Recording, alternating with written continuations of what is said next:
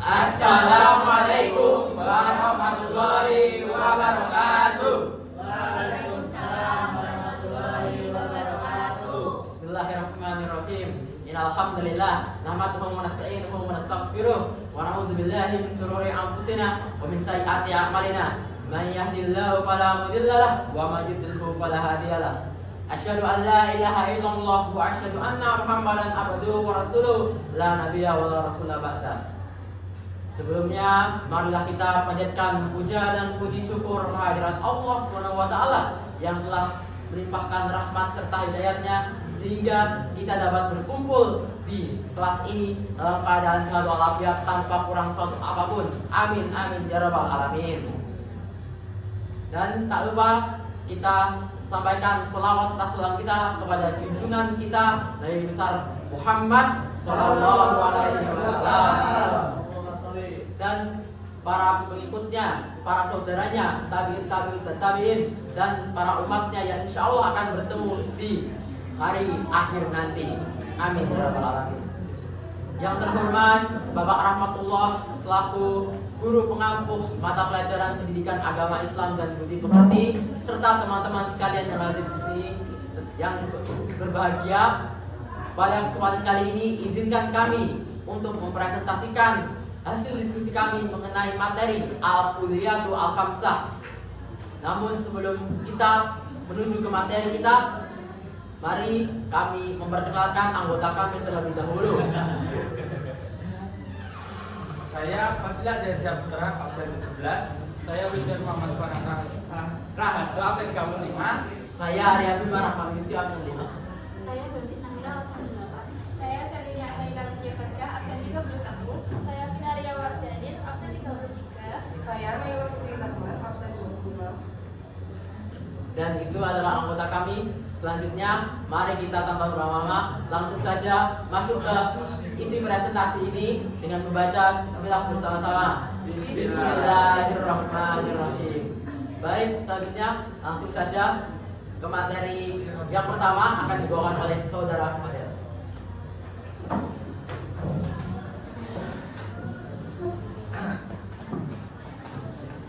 Baik, di sini saya akan menjelaskan pengertian tentang Al-Kuliyatul Al-Khamsah. Kata Al-Kuliyatul Al-Khamsah terdiri dari dua kata, yaitu Al-Kuliyatu dan Al-Khamsah. Kata Al-Kuliyatu memiliki arti prinsip dasar, sedangkan kata Al-Khamsah memiliki arti 5. Jadi, kata Al-Kuliyatul Al-Khamsah berarti 5 prinsip dasar hukum Islam. Dalam istilah fikih, kata Al-Kuliyatul Al-Khamsah sering disebut juga dengan Maqasid Al-Khamsah atau berarti 5 tujuan, dan Al-Daruriyat Al-Khamsah atau berarti 5 kepentingan yang vital. Maka dapat disimpulkan bahwa kata Al-Kuliyatul Al-Khamsah berarti 5 hukum, 5 prinsip dasar hukum Islam yang bertujuan mewujudkan kemaslahatan atau al-maslahat, dan apabila tidak ada mewujudkan kerusakan atau mafsadah. Ada 5 prinsip dasar hukum Islam. Yang pertama, menjaga agama. Yang kedua, menjaga jiwa. Yang ketiga, menjaga akal. Yang keempat, menjaga keturunan. Dan yang terakhir, menjaga harta. Sumber utama dan pokok dalam ajaran agama Islam adalah Al-Quran yang berisi akidah, ibadah, dan akhlak.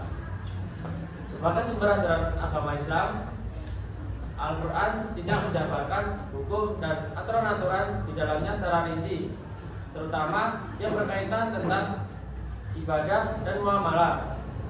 Hanya 368 ayat yang berkaitan dengan aspek hukum. Hal ini berarti bahwa sebagian permasalahan yang terkait dengan hukum Islam dalam Al-Quran hanya diberikan dasar dan prinsipnya saja. Adanya ayat-ayat yang ijmal atau global, maka Rasulullah Shallallahu Alaihi Wasallam menjelaskannya melalui hadis, baik kauli, fiil maupun takriri. Berdasarkan dari kedua sumber hukum Islam tersebut, hadis dan Al-Quran, maka aspek hukum yang terkait dengan muamalah dikembangkan oleh para mujtahid Antara lain Imam Syatibi yang mencoba merinci prinsip-prinsipnya dan mengaitkannya dengan Maqasid al-Syariah. Prinsip-prinsip itulah yang dikenal dengan Al-Quliyatul Al-Khamsah. Yang kedua, urutan Al-Quliyatul Al-Khamsah. Berdasarkan urutan dan stratifikasi, urutan Al-Quliyatul Al-Khamsah disusun berdasarkan ijtihad para ulama. Artinya, urutan Al-Quliyatul Al-Khamsah disusun berdasarkan dalil-dalil pada Al-Quran dan hadis. Para usul fikih tidak pernah menyepakati urutan dasar kelima. Selanjutnya, Imam Al-Ghazali berpendapat bahwa urutan Al-Quliyatul Al-Khamsah adalah al-din, agama, yang kedua al-naf, jiwa, yang ketiga al-akal, akal, yang keempat al-nasal, keturunan, dan kelima al-mal atau harta. Pendapat Imam Al-Ghazali ini paling banyak disepakati oleh para ulama. Menurut ulama berpendapat bahwa urutan Al-Quliyatul Al-Khamsah ialah al-din, agama, yang kedua al-naf, jiwa, yang ketiga al-akal, akal, yang keempat al-nasal, keturunan, dan yang kelima al-mal atau harta. Kita harus menjaga agama atau al-din harus lebih diutamakan. Yang kedua, kita lebih menjaga jiwa atau al-naf daripada menjaga akal atau akal dan keturunan atau al-nasal. Begitu pula seterusnya. Lalu di sini ada macam-macam Al-Quliyatul Al-Khamsah, dan yang pertama adalah menjaga agama atau risadin. Pengertian dari risadin sendiri yaitu menjaga semua hal yang berkaitan dengan agama. Dengan menjaga agama berarti kita menjaga hubungan dengan Sang Pencipta dan antar sesama manusia. Di dalam agama Islam sendiri, cara menjaga hubungan dengan Sang Pencipta yaitu melaksanakan kewajiban-kewajiban sebagai hamba Allah, seperti menjalankan rukun Islam mulai dari membaca syahadat, melaksanakan sholat 5 waktu, berpuasa, membayar zakat, dan melaksanakan haji bagi yang mampu, serta amalan-amalan lainnya. Selain itu, kita sebagai umat Islam juga wajib untuk berdakwah menyebarkan ajaran agama Islam yang baik dan sesuai tuntunan Rasulullah. Sebagaimana Allah SWT berfirman, illa sabili rabbika bil hikmati wal mau'izatil hasanati wal jahadillah billati hiya ahsan. Inna rabbaka huwa a'lamu bima huwa sabili wa man yang artinya seluruh manusia kepada jalan Tuhanmu dengan hikmah dan pengajaran yang baik, dan berdebatlah dengan mereka dengan cara yang baik. Sesungguhnya Tuhanmu, dialah yang lebih mengetahui siapa yang sesat dari jalannya, dan dialah yang lebih mengetahui siapa yang mendapat petunjuk. Allah SWT menjanjikan akan memberi pertolongan bagi siapapun yang dapat menolong atau menegakkan syiar agama Islam. Adapun cara menjaga hubungan baik dengan atas sesama manusia, kita harus saling menghormati dan menghargai ke orang yang memiliki agama dan kepercayaan lain. Sebagaimana Allah SWT berfirman, "Wa may yattabi' minkum an dinihi illa yahwa katsirun fa ulaika amaluhum fid dunya wal akhirah wa ulaika ashabun nar hum fiha khalidun." Yang artinya, barang siapa murtad di antara kamu dari agamanya, lalu dia mati dalam kekafiran, maka mereka itu sia-sia amalnya di dunia dan di akhirat, dan mereka itulah penghuni neraka, mereka kekal di dalamnya. Berdasarkan paparan tersebut, dapat disimpulkan bahwa cara menjaga agama atau zadin yaitu yang pertama, menjaga hubungan dengan Allah SWT dengan melaksanakan kewajiban-kewajiban beragama sebagai hambanya. Yang kedua, menegakkan dan membela agama dari berbagai penyimpangan dengan berjuang fisabilillah. Lalu yang ketiga, menjaga hubungan dengan antar sesama manusia. Bersama umat Islam, kita seharusnya saling tolong-menolong dalam hal kebaikan dan menjaga silaturahmi. Adapun terhadap orang yang memiliki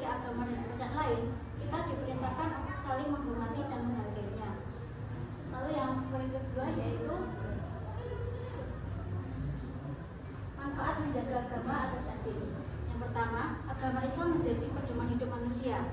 Perihal tersebut dapat dilakukan dengan menegakkan sholat lima waktu sebagai tiang agama, berjihad melawan hal yang membahayakan kelangsungan agama, dan lainnya. Dengan demikian, agama Islam menjadi pedoman hidup manusia hingga datangnya hari akhir atau hari kiamat. Lalu yang kedua, agama Islam terpelihara melalui dakwah Islam. Dakwah merupakan faktor terpenting dalam memelihara nilai-nilai ajaran agama Islam agar tetap lestari. Dakwah dilakukan, yang pertama bisa dakwah melalui tulisan atau dakwah tulisan, yang kedua dakwah melalui tulisan atau dakwah bil kitabah, dan yang ketiga dakwah melalui aksi-aksi sosial atau dakwah bidah.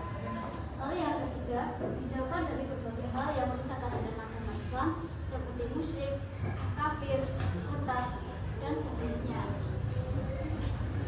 Lalu untuk pelaksanaan menjaga agama agar adil, yaitu untuk Islam, khususnya para pelajar Islam, wajib memulai andil dalam menjaga agama agar adil. Caranya adalah menjadi pelajar Islam yang terbaik, taat dan patuh terhadap tata aturan sekolah secara penuh kesadaran dan belajar sungguh-sungguh. Semua ilmu yang diperoleh di sekolah akan dijadikan media untuk mendakwahkan ajaran agama Islam, baik secara luring maupun daring, sehingga mendapatkan keridhaan dari Allah SWT. Selanjutnya yaitu menjaga jiwa atau hif anas. Pengertian menjaga jiwa atau hif anas. Apa itu hif anas? Hif anas adalah memberi perlindungan pada jiwa dari segala sesuatu yang membahayakan, baik dari luar maupun dari dalam. Nah, kita sebagai umat muslim wajib menjaga jiwa sendiri, menjaga jiwa diri sendiri maupun jiwa orang lain, saling menyayangi dan saling memberi kasih sayang sesuai dengan ajaran agama Islam. Kenapa sih kita sebagai umat muslim wajib menjaga jiwa diri sendiri maupun orang lain? Karena hal ini dilakukan agar tidak saling melukai antar sesama.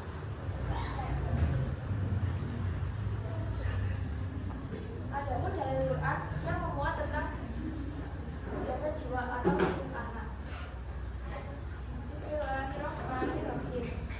Min ajli zalika katabna ala bani Israila annahu man qatala nafsan bi ghairi nafsin aw fasadin fil ardi fakaannamaa nasa jami'an wa man ahyaha fakaannamaa ahyana nasa jami'an walaqad ja'akum rasuluna bil bayyinati summa inna katsiran minhum ba'da bil ardi la musyrikun. Nah, akhirnya oleh karena itu kami tetapkan suatu hukum bagi Bani Israel bahwa barang siapa yang membunuh manusia bukan karena orang itu membunuh orang lain atau bukan karena orang itu telah merusak atau membuat kerusakan di bumi, maka seolah-olah orang itu telah membunuh seluruh manusia. Dan barang siapa orang itu telah memelihara manusia, maka seakan-akan orang itu telah memelihara seluruh manusia. Dan sesungguhnya telah datang kepada mereka rasul-rasul kami dengan membawa keterangan-keterangan yang jelas. Kemudian banyak di antara mereka sesudah itu sungguh-sungguh melampaui batas dalam berbuat kerusakan di muka bumi. Selanjutnya yaitu cara menjaga jiwa. Yang pertama, mengonsumsi makanan dan minuman yang halal dan baik.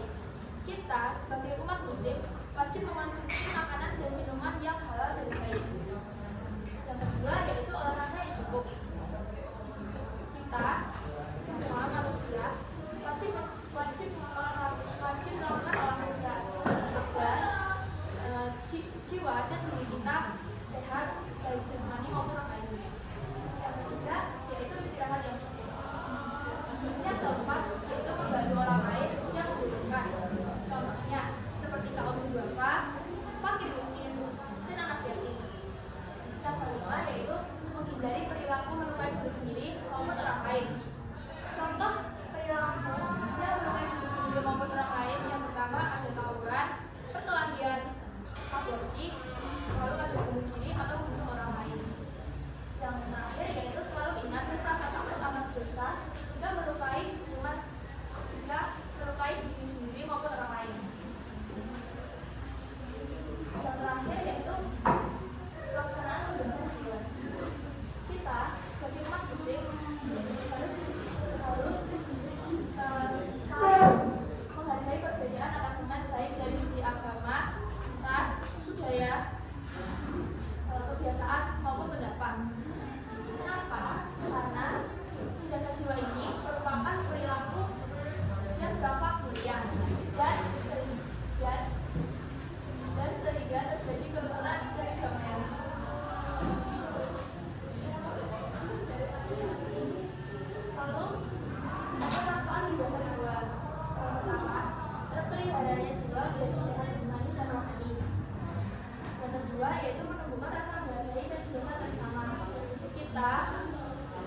manusia harus sabar baik dan jaga atas sesama manusia.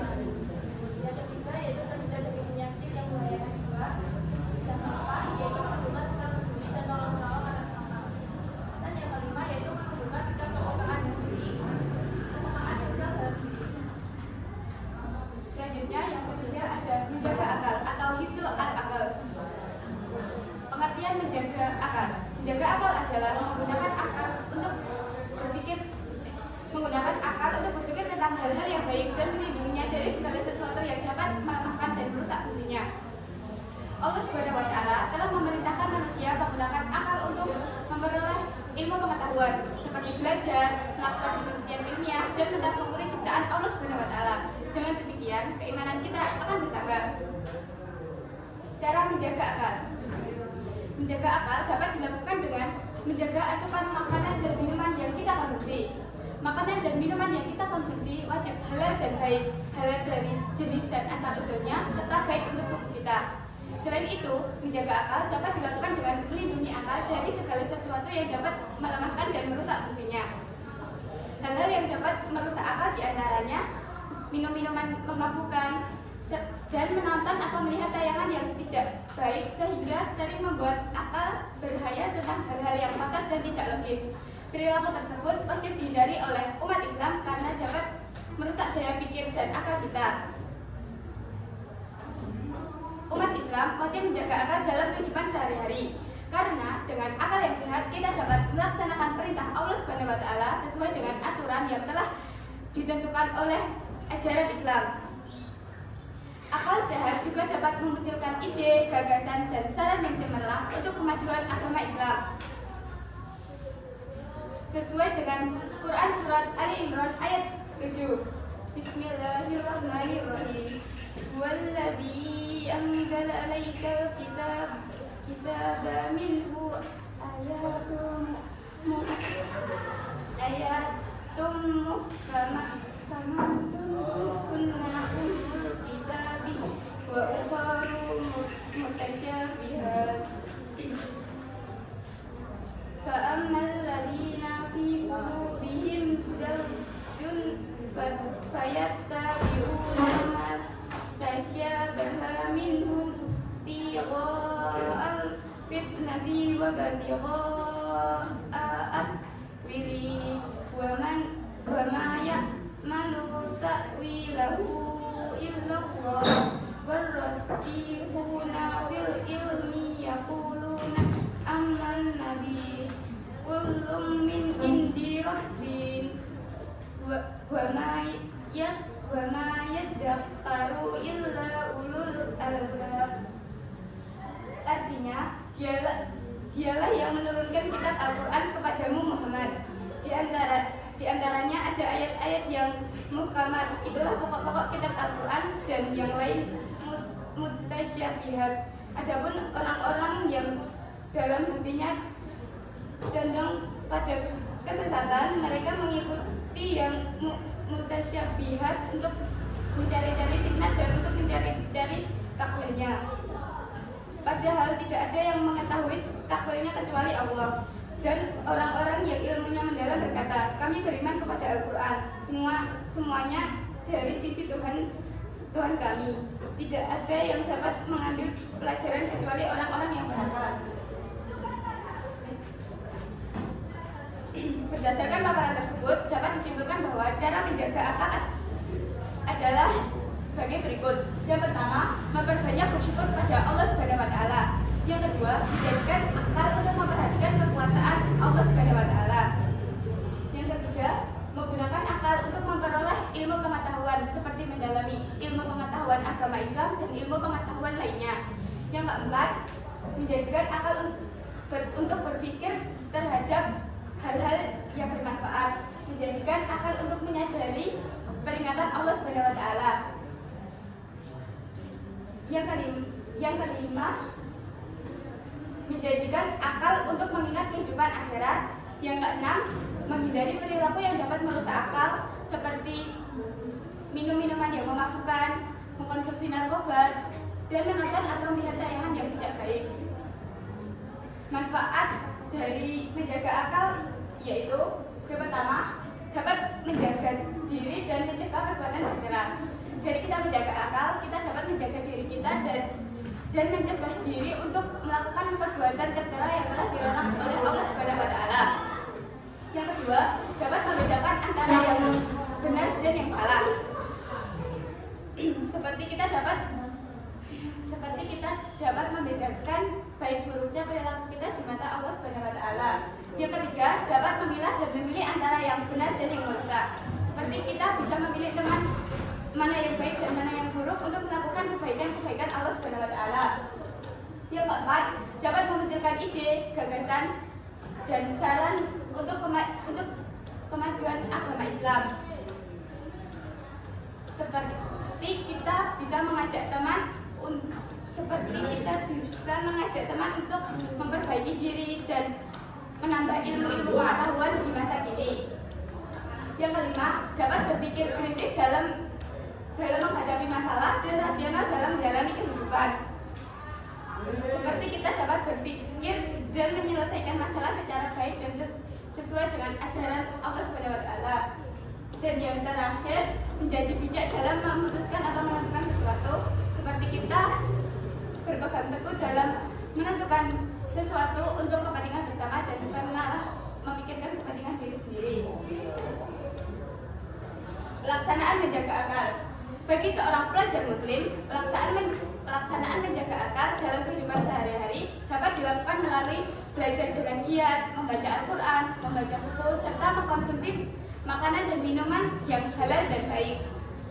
Untuk menjaga akal dari kerusakan, kita harus membiasakan diri untuk berpikir positif dan mengisi waktu luang dengan kegiatan yang bermanfaat seperti berolahraga serta bertafakur terhadap ciptaan Allah Subhanahu wa taala. Hal-hal tersebut dapat menjaga akal agar tetap sehat dan berfungsi dengan baik. Yang selanjutnya yaitu ada menjaga keturunan atau hifz an-nasl. Hifz an-nasl sendiri adalah melindungi keturunan atau keluarga dari semua hal-hal yang dapat menimbulkan keburukan. Hifz an-nasl atau menjaga keturunan dapat diartikan dengan menjaga nama baik keluarga.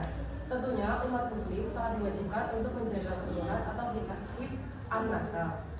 Nah, untuk menjaga keturunan ini, hal yang pertama kali harus kita lakukan yaitu dari pernikahan yang sah. Pernikahan yang sah akan mendapatkan keturunan yang sah juga.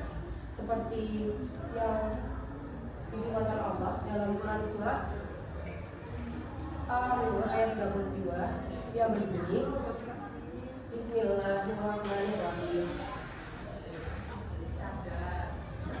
Wa'udhibul ayama minkum was-salihina min ibadikum wa imaikum iyakunu fuqara ayuhnihimullahu min fadli wallahu wasi'un alim. Dengan arti, dan kawinkanlah orang-orang yang sendirian di antara kamu dan orang-orang yang layak berkawin dari hamba-hamba sahayamu yang lelaki dan hamba-hamba sahayamu yang perempuan. Jika mereka miskin, Allah akan memampukan mereka dengan karunia-Nya, dan Allah Maha Luas lagi Maha Mengetahui. Nah, untuk menjaga keturunan ini, yang pertama kali harus dilakukan yaitu pernikahan yang sah. Jika sudah dilakukan, hal yang dilakukan selanjutnya yaitu mendidik keturunan agar keturunan tersebut berakhlakul karimah. Seperti yang dituliskan pada Quran surat At-Tahrim ayat 5 yang berbunyi, Bismillahirrahmanirrahim.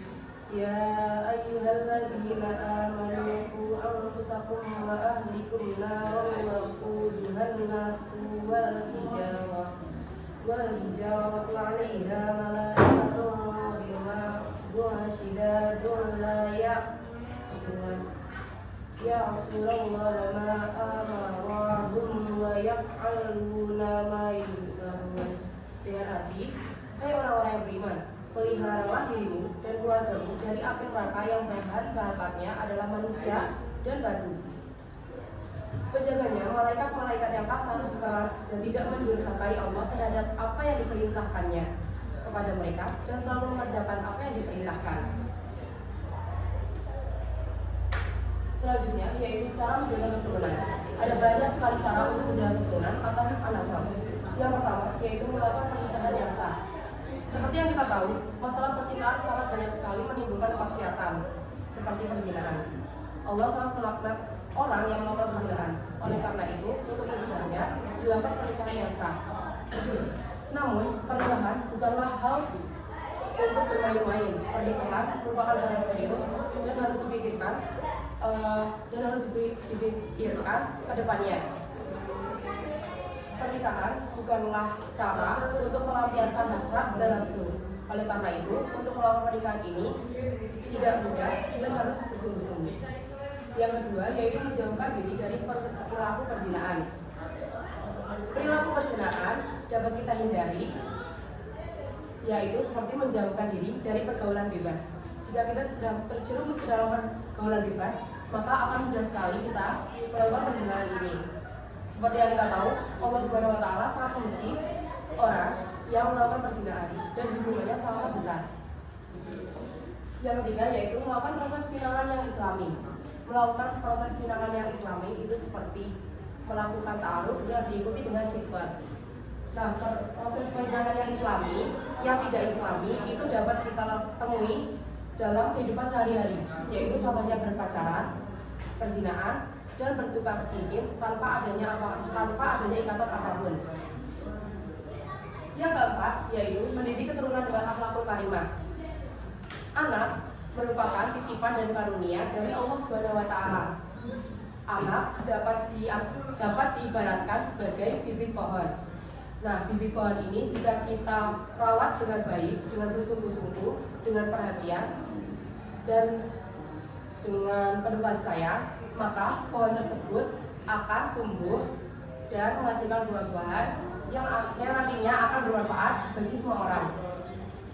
Seperti ayat dengan jika kita merawatnya dengan baik, dengan penuh perhatian, memberinya contoh akhlakul karimah dan lain-lain, maka anak tersebut kelak di kemudian hari akan menjadi anak yang soleh dan soleha, dan nantinya akan memunculkan manfaat yang banyak baik pada orang tuanya maupun masyarakat di sekitarnya.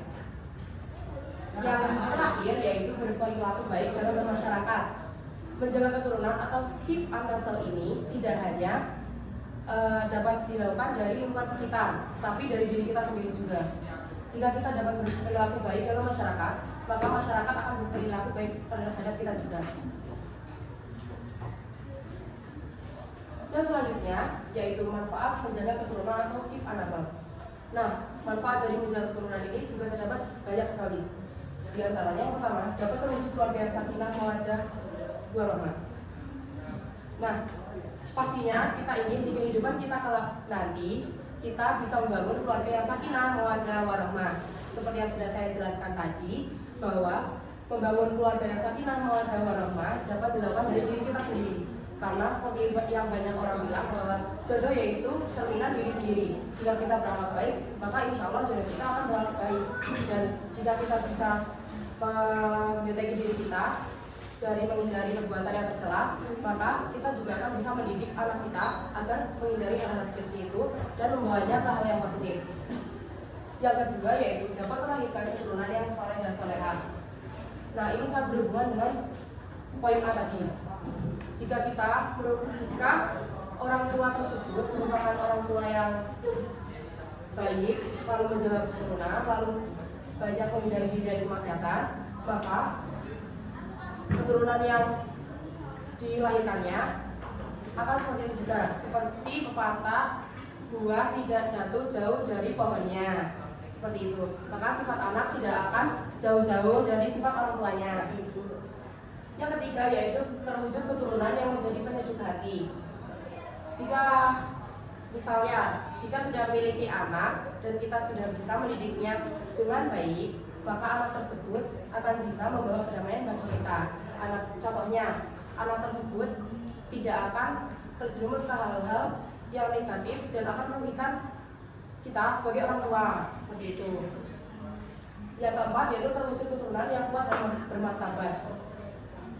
Jika anak sudah besar dan dia bisa membentengi diri dari hal-hal yang buruk, maka anak tersebut akan menjadi pribadi yang kuat dan bermartabat karena mengerti mana yang baik dan mana yang benar, mana yang baik dan mana yang buruk.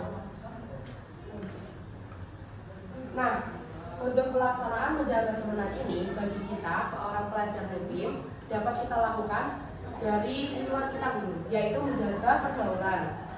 Nah, menjaga pergaulan ini tidak hanya di sekolah saja, tetapi di rumah. Jika kita sudah bisa menjaga pergaulan, maka insya Allah kita akan terjauhkan dari perzinahan dan kemaksiatan lainnya. Nah, kita juga harus bergaul dengan akhlak yang mulia, dan kita sangat tidak dibolehkan untuk menjelek-jelekan orang tua kita ataupun nama keluarga kita terhadap orang lain. Baik, yang selanjutnya adalah menjaga harta. Nah, apa sih menjaga harta itu? Atau yang bisa disebutnya adalah hifdzul amal. Menjaga harta adalah melindungi harta dari segala sesuatu yang diharamkan oleh Allah SWT atau yang termasuk dalam syubhat. Nah, bagi yang belum tahu, syubhat itu adalah keadaan di mana suatu hal tersebut samar-samar atau masih hitam abu-abu antara dia itu halal atau haram, sehingga kita tidak tahu kondisi dari keadaan tersebut. Nah, maka dari itu sebaiknya jika terkena dampak atau keadaan ini, kita sebaiknya untuk menghindari saja dari keadaan ini. Nah, menjaga harta dapat juga dilakukan dengan melalui kasab atau dengan usaha yang halal. Usaha yang halal tersebut bisa dilakukan dengan seperti berjualan atau dengan melakukan usaha-usaha lain yang dihalalkan oleh Allah SWT dan tidak diharapkan. Nah, dalam menjaga harta, umat Islam harus juga menjauhkan diri dari proses mencari rezeki yang haram, entah itu dari jenis pekerjaan yang haram atau dari proses mendapatkan harta tersebut yang haram, seperti mungkin korupsi, berjudi, atau mencuri. Nah, Allah SWT juga memerintahkan kita, jika kita mempunyai harta, sebaiknya untuk kita nafkahkan atau kita sedekahkan di jalan Allah SWT. Allah SWT memerintahkan begitu agar harta kita dapat menjadi ridho dan harta kita dapat bermanfaat bagi kehidupan kita dan kehidupan orang lain, seperti yang difirmankan dalam Quran, Quran surat Al-Baqarah ayat 267 yang bunyi, ya ayyuhalladzina amanu anfiqu min thayyibati ma kasabtum wa mimma akhrajakum min al-ardi wa la tayammamu jadi habithan minhu tunfiquna wa lasnakum bil kiri ila an tafiru wal alamu anna allaha khairan hamida, yang artinya, wahai orang-orang yang beriman, infakkanlah sebagian dari hasil usahamu yang baik-baik dan sebagian dari apa yang kami keluarkan dari bumi untukmu. Janganlah kamu memilih yang buruk untuk kamu keluarkan, padahal kamu tidak mau mengambilnya, melainkan dengan mengincingkan mata enggan terhadapnya. Dan ketahuilah bahwa Allah Maha Kaya dan Maha Terpuji. Quran surat Al-Baqarah ayat 267. Nah, dari ini kita dapat mengetahui bahwa kita itu harus mensedekahkan harta kita, menginfakkan harta kita, sebagian dari hasil kita yang baik-baik yang kami keluarkan dari bumi, yang didapatkan dari kalian dari bumi ini kepada jalan Allah. Karena harta yang kita dapat ini merupakan harta yang dipinjamkan oleh Allah. Jadi sepenuhnya bukan kepemilikan kita, yang pada akhirat nanti akan dikembalikan lagi kepada Allah untuk dipertanggungjawabkan untuk apa sedekah kita untuk apa harta kita digunakan. Nah, selanjutnya agar kita dapat terjaga harta kita harus mengetahui bagaimana cara menjaga harta. Yang pertama adalah dengan memperoleh harta dengan jenis pekerjaan yang halal. Seperti yang saya sebutkan tadi, harta kita akan bermanfaat jika harta kita juga halal. Kita mau bersedekah sebagaimana besar, itu tidak akan bermanfaat jika harta yang kita dapat itu haram. Entah itu dari hasil berjudi, entah itu dari hasil mencuri, atau entah itu dari hasil korupsi. Itu sangat tidak baik. Dan Allah sangat tidak menginginkan untuk kita untuk mencari harta dengan cara-cara yang halal. Kita harus berusaha terus. Kita kita harus berusaha untuk mencari harta dengan halal. Jangan pernah kita sekali-kali berputus asa mencari harta dengan halal. Jangan pernah sekali-kali kita merasa bahwa diri kita tidak bisa mencari harta kita, kemudian memutuskan untuk mencari harta dengan haram. Percayalah bahwa Allah itu maha baik, Allah itu maha penyayang. Berpikirlah bahwa ini adalah suatu cobaan, suatu ujian dari Allah SWT agar kita bisa menjadi pribadi yang lebih baik dengan selalu bersabar dan berusaha untuk mencari harta yang halal. Dan kedua adalah menyimpan harta di tempat yang aman. Nah, menjaga harta juga dapat dikatakan sebagai menyimpan harta di tempat yang aman dan tidak membuat si pemilik khawatir terhadap harta tersebut.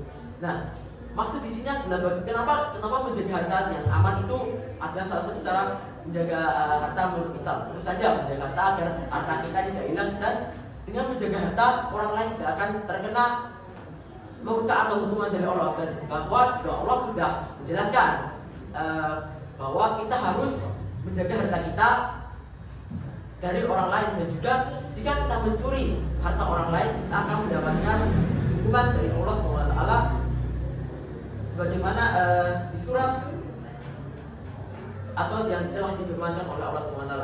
Selanjutnya adalah menafkahkan harta di jalan Allah SWT. Seperti yang sudah saya sebutkan tadi, dengan menafkahkan harta di jalan Allah SWT, harta yang kita dapat itu akan menjadi ridho kita dan akan menjadikan harta kita bermanfaat bagi kehidupan kita. Bukan hanya kehidupan kita, dan bisa jadi kehidupan orang lain. Menafkahkan harta bisa dilakukan dengan cara menafkahkannya kita berinfak, memberikannya kepada orang miskin, memberikannya kepada anak-anak yatim yang membutuhkan, atau memberikannya kepada dakwah Islam yang sedang membutuhkan biaya, atau dengan pembangunan masjid. Selain itu, kemudian pada poin ke-D yaitu adalah menghindari riba. Nah, kenapa kita harus menghindari riba? Allah SWT itu sangat membenci dengan riba. Mengapa Allah SWT sangat membenci riba? Karena pengertian riba itu adalah di mana seseorang yang berhutang harus membayarkan lebih dari perjanjian awal kepada yang menghutangi. Nah, hal tersebut sangat dibenci oleh Allah SWT. Karena dengan hal tersebut seseorang yang kaya akan makin kaya dan seorang yang miskin akan makin miskin. Dan hal tersebut tidak sesuai dengan prinsip dari Islam, yaitu saling tolong menolong. Dan Allah sangat membenci akan hal tersebut. Jadi cara menjaga harta adalah dengan salah satunya adalah menghindari riba. Kemudian selanjutnya adalah menghindari penggambaran harta dengan itu berfoya-foya. Allah SWT juga telah menjelaskan ini dalam Quran surat Al-Isra ayat 26 dan ayat 27, di mana Allah SWT mengatakan bahwa kita tidak boleh memboros-boroskan harta kita atau menggunakan harta kita untuk hal yang tidak berguna atau untuk kesenangan pribadi kita saja. Karena mengapa? Di Quran surat Al-Isra ayat 27 telah dijelaskan bahwa pemboros itu adalah saudara dari syaitan, dan syaitan itu adalah makhluk yang tidak dapat yang selalu mengingkari janjinya. Nah, maka dari ini dengan menjaga harta kita harus menjaga diri kita agar tidak menghambur-hamburkan harta kita untuk hal yang tidak bermanfaat. Selanjutnya adalah menggunakan harta untuk memenuhi kebutuhan diri dan membantu orang lain. Seperti yang saya sebutkan tadi, dengan membantu orang lain dan untuk memenuhi kebutuhan, harta kita akan bermanfaat dan tidak hanya menjadi suatu kesenangan belaka yang akan disesali di akhir nanti. Dengan menjaga harta, dengan menafkahkan harta ini juga orang lain dapat terbantu kepada kita, dan kita dapat mendapatkan ridho dari Allah yang lebih besar lagi. Dan serta dengan menafkahkan harta ini pula harta kita dapat menjadi pertanggungjawaban akhir kita di akhirat nanti. Selanjutnya adalah menggunakan harta untuk mendukung tegaknya agama Islam. Menggunakan harta untuk mendukung tegaknya agama Islam, maksudnya adalah dengan menggunakan harta kita sebagai salah satu sarana untuk mendukung kegiatan-kegiatan dakwah Islam yang mungkin akan dilakukan, entah mungkin di sekitar lingkungan kita, di lingkungan sekolah kita, atau di luar tempat lain. Kita bisa melakukannya dengan memberikan ini kepada lembaga keislaman atau dengan langsung mengadakan kegiatan agenda-agenda acara Islam yang dapat menaikkan fungsi dari harta kita dan membuat harta kita bermanfaat bagi kehidupan. Nah, setelah saya menjelaskan cara menjaga harta, apa sih manfaat kita untuk menjaga harta? Nah, ini adalah manfaat menjaga harta atau hifdzul amal. Yang pertama adalah harta dapat digunakan untuk memenuhi kebutuhan pokok. Tentu saja, harta yang kita peroleh dapat digunakan untuk memenuhi kebutuhan pokok kita agar kita dapat bertahan hidup di dunia ini dan agar kita dapat menafkahi keluarga kita, karena menafkahi keluarga adalah salah satu hal yang harus kita lakukan. Kemudian harta menjadi berkah untuk kehidupan manusia. Maksud harta menjadi berkah untuk kehidupan manusia bukan hanya kehidupan kita, namun kehidupan orang lain dengan cara kita menafkahkan harta kita kepada orang lain, dengan cara kita mengadakan kajian-kajian atau menafkahkan harta kita di jalan Allah sehingga harta kita bermanfaat untuk kehidupan manusia. Kemudian harta menjadi media untuk beramal sebagai bekal di akhirat.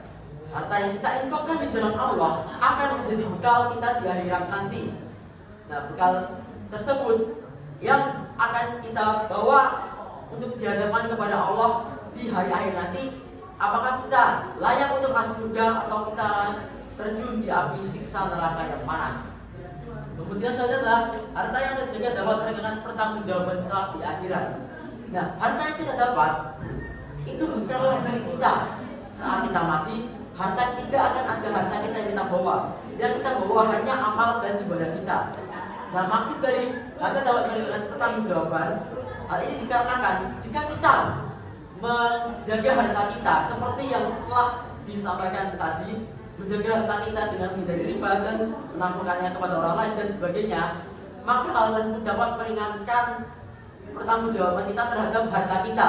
Karena saat di akhirat nanti kita akan dimintai pertanggungjawaban apa yang telah kamu lakukan terhadap harta-hartamu. Apakah kamu hanya menghambur-hamburkannya saja atau kamu menggunakannya untuk kepentingan akhirat dan kepentingan orang lain yang membutuhkan? Itu akan dipertanyakan. Dan jika kita menjaga harta kita dengan benar, hal tersebut dapat meringankan pertanggungjawaban kita di akhirat nanti. Nah, selanjutnya, bagaimana sih kita melaksanakan menjaga harta jika kita adalah seorang pelajar? Yang kita dapat kita lakukan untuk menjaga harta kita sebagai seorang pelajar itu dapat seperti menyimpan harta kita, mensedekahkan harta kita kepada teman yang membutuhkan jika kita memiliki lebih. Kemudian tidak menghambur-hamburkan uang saku kita untuk membeli barang yang tidak kita butuhkan. Dan kemudian kita bisa menginfakkan harta kita untuk sedekah di masjid sekolah atau sedekah di masjid-masjid luar, atau mungkin bersedekah jika ada kegiatan-kegiatan dari sekolah yang berbau keislaman. Kemudian kita juga dapat menjaga harta yang sudah dititipkan dari orang tua kita. Jangan sampai kita menggunakan harta yang kita titipkan, harta yang dititipkan oleh kedua orang tua kita untuk hal-hal yang tidak berguna dan tidak bermanfaat. Nah, demikian. Baik, sebelum kami menutup sesi presentasi kami kali ini, apakah ada yang mau bertanya? Saya ingin bertanya. Baik, silakan. Saya Safidiyah yang 29 bertanya, kenapa Hifdzul Asli lebih diutamakan daripada lainnya? Nah, izinkan saya menjawab. Hifdzul Asli lebih diutamakan daripada yang lainnya. Hal ini dikarenakan Hifdzul Asli itu merupakan fondasi utama. Seperti yang disebutkan tadi oleh Saudara Hajo, bahwa Hifdzul Asli itu merupakan yang pertama, urutannya itu dia adalah yang pertama, karena dia itu adalah, artinya Hifdzul Asli itu adalah menjaga iman. Yang dimana untuk apa kita punya harta yang banyak, kita punya jiwa yang sehat, kita punya akal yang pintar, dan kita punya keturunan yang baik, jika kita tidak dapat menjaga iman kita. Nah, dengan menjaga iman kita juga, itu akan jauh lebih didekatkan di kehidupan akhirat, di mana kehidupan akhirat itu kekal, tidak seperti kehidupan dunia yang hanya sementara saja. Demikian jawaban saya. Apakah sudah jelas? Baik, terima kasih. Baik, apakah ada pertanyaan lain?